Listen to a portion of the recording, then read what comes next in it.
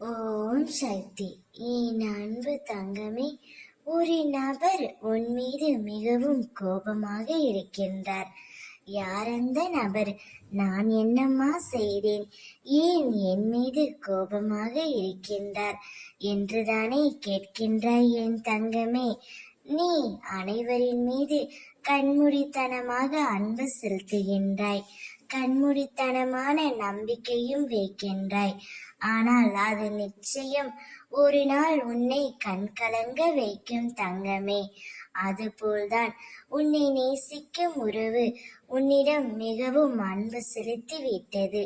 ஆனால் நீ அந்த அன்பை புறக்கணித்து விட்டு வேறு ஒரு உறவுடன் பேசிக்கொண்டு இருக்கின்றாய். அதனால்தான் அவர் உன் மீது மிகவும் வருத்தத்தில் உள்ளார். ஆனால் நீ தவறாக பேசவில்லை. இருந்தும் அவருக்கு உன்மேல் கோபம். அவருடைய கோபம் நியாயமானதுதானே தங்கமே.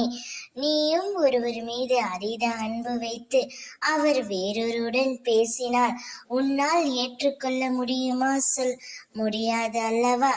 அதே போல்தான் அவரும் நினைக்கின்றார்.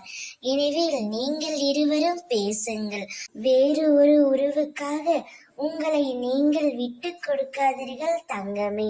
அப்பொழுதுதான் அந்த இடத்தில் பிரச்சனைகள் வரும். இதுவே நீங்கள் இருவரும் மனம் விட்டு பேசினால் பிரச்சனைகள் வர வாய்ப்பே இல்லையே. அப்பொழுதுதான் மகிழ்ச்சியான வாழ்க்கையை, நிம்மதியான வாழ்க்கையை உங்களால் பெற முடியும்.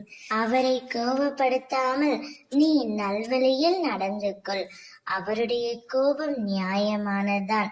நீ சரியாக நடந்து கொண்டால் அவருடைய அன்பு உன் மீது அதிகரிக்கும். ஓம் சக்தி, பராசக்தி.